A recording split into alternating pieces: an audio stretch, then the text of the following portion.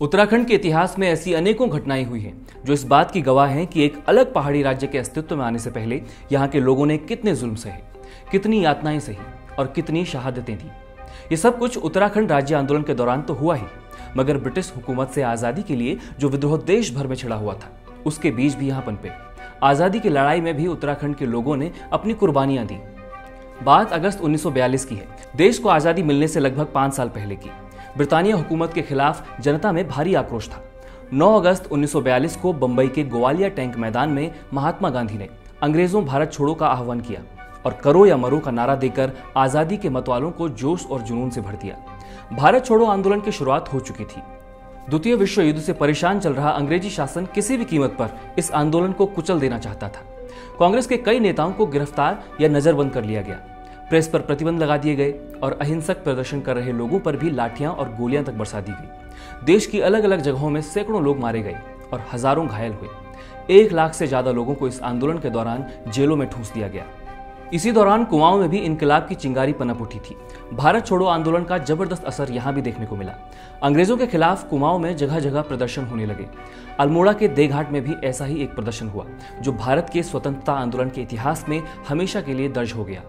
नमस्कार, मैं अमन रावत। आज के एपिसोड में बताएंगे आपको उत्तराखंड के देघात से जुड़ी उस ऐतिहासिक घटना के बारे में जब अंग्रेजों ने शांतिपूर्ण प्रदर्शन कर रहे सैकड़ों लोगों पर गोलियां बरसा दी थी। तो आखिर हुआ यूं था।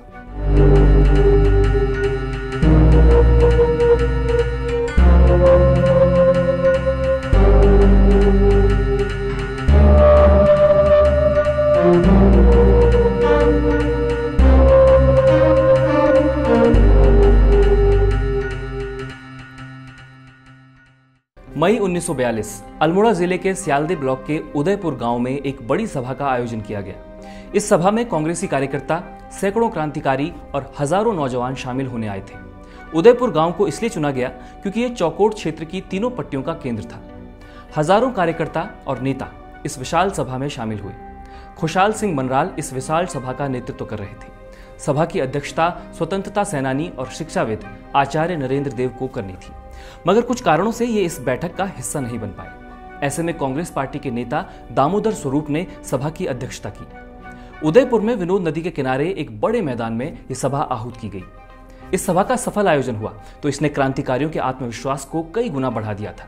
फिर 9 अगस्त 1942 को जब भारत छोड़ो का आह्वान हुआ तो देघाट के लोगों ने भी अपनी कमर कस ली और कई सारे छोटे बड़े प्रदर्शनों में अपनी आवाज बुलंद करने के बाद 19 अगस्त को एक बड़ी सभा के संचालन की तैयारी कर ली। यह सभा भी विनोद नदी के किनारे देवी के एक मंदिर के पास होनी थी। अंग्रेजों का खुफिया विभाग उस दौर में काफी सक्रिय था। इस सभा के आयोजन की जानकारी खुफिया विभाग ने भिकियासैंण थाने को दे दी।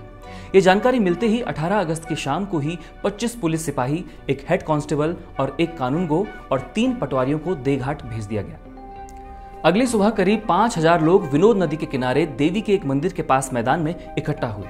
इन सभी क्रांतिकारियों की आंखों में ब्रिटिश हुकूमत के खिलाफ विद्रोह साफ झलक रहा था। हजारों लोगों ने जब आजादी के नारों का उद्घोष किया और अंग्रेजों भारत छोड़ो और स्वराज्य हमारा जन्मसिद्ध अधिकार है जैसे नारे उछाले तो पूरा देघाट क्षेत्र गूंज उठा। आंदोलनकारियों की ओर से दोपहर करीब 2 बजे तक ये नारेबाजी और प्रदर्शन यूं ही चलता रहा। हजारों लोगों का एकजुटता के साथ नारेबाजी करना प्रशासन को भयभीत कर रहा था। प्रशासन की तरफ से आंदोलनकारियों को चेतावनी दी गई कि सरकारी कार्यालय से वे दूर रहें, इसके नजदीक ना आए, उचित दूरी बनाकर रखें। मगर आजादी की चाहत लिए ये जुनूनी क्रांतिकारी फिरंगियों की कहां सुनने वाले थे। ऐसे में अंग्रेज अधिकारियों द्वारा एक षड्यंत्र रचा गया।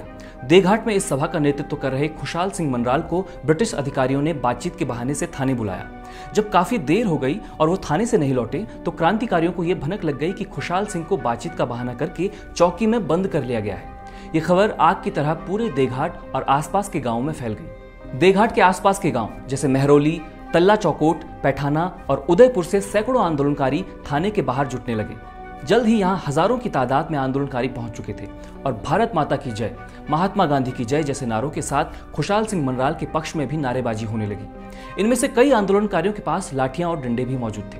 अंधेरा हो चुका था और पूरा देघाट क्षेत्र अब भी इन हजारों आंदोलनकारियों की आवाज से गूंज रहा था। स्थानीय प्रशासन खौफ में था। ऐसे में पेशकार बचे सिंह ने पुलिस और पटवारियों को हवा में गोली चलाने को कहा ताकि आंदोलनकारी डर जाएं और भीड़ को तितर बितर किया जा सके। लेकिन पुलिस ने सिर्फ हवा में गोलियां ही नहीं चलाई बल्कि प्रदर्शनकारियों पर भी गोलियां दाग दी। इस गोलीकांड में भेलीवार गांव के हरे कृष्ण उप्रेती और खलड़ुआ गांव के हीरामणि की मौके पर ही मौत हो गई। इसके अलावा भेलीवार गांव के ही रामदत्त भी गोलीबारी में घायल हो गए। आंदोलनकारियों ने इस घटना के बाद भी प्रदर्शन जारी रखा, तो वहीं दूसरी तरफ पुलिसिया बर्बरता का सिलसिला भी जारी रहा। प्रदर्शन के तीसरे दिन बद्री दत्त कांडपाल को भी गोली लगी। यह वाकया रात करीब 9 बजे का था। प्रदर्शन में मौजूद कई लोगों को जेल भेज दिया गया, जिनमें भगत सिंह रावत, गंगा सिंह रावत, बाग सिंह बंगारी, हर्षदेव बहुगुणा, लाल सिंह बंगारी, खीमानंद चैबे, नंदराम, दीवान सिंह कठायत, बचे सिंह शाह, देव सिंह जीना, जोधा सिंह मनराल, गमाल सिंह बोरा आदि भी शामिल थे, जिन्हें घायल हालत में ही जेलों में ठूस दिया गया। प्रदर्शन कर रहे कांग्रेसी कार्यकर्ताओं को DIR के तहत जेल भेज दिया गया। DIR यानी defence of India regulations act. पूरे इलाके में यह भी अफवाह फैली कि जिन खुशहाल सिंह मनराल को पुलिस वाले बातचीत के बहाने से थाने ले गए थे, उनकी हत्या कर दी गई है। मगर अगले दिन 20 अगस्त की सुबह पेशकार, पटवारी और पुलिस उदयपुर के बाणेश्वर महादेव के पास खुशहाल सिंह मनराल को ले आए। उनके साथ साथ सभी बंदी बनाए गए कार्यकर्ताओं और शहीद हुए हरे कृष्ण उप्रेती और हीरामणि के शव भी वहां लाए गए। इन दोनों शवों को एक नंगी खांटी में बांधा गया था। जब ये लोग उदयपुर पहुंचे तो इस मंजर को देखते हुए उदयपुर गांव के सैकड़ों लोगों की आंखों में आंसू थे। वे लगातार सरकार के खिलाफ नारेबाजी कर रहे थे।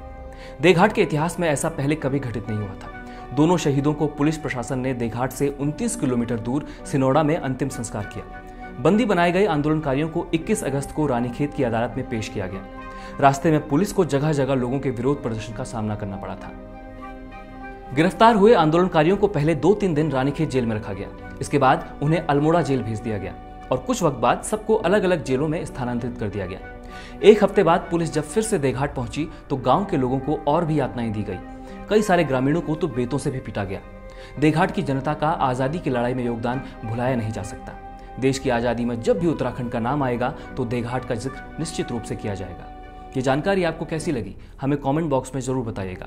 हमारी वेबसाइट baramasa.in पर जाकर आप हमें अपने मन मुताबिक प्लान चुनकर सहयोग भी कर सकते हैं। पहाड़ से जुड़ी ऐसी ही दिलचस्प जानकारियों के लिए बने रहिए बारामासा के साथ। शुक्रिया।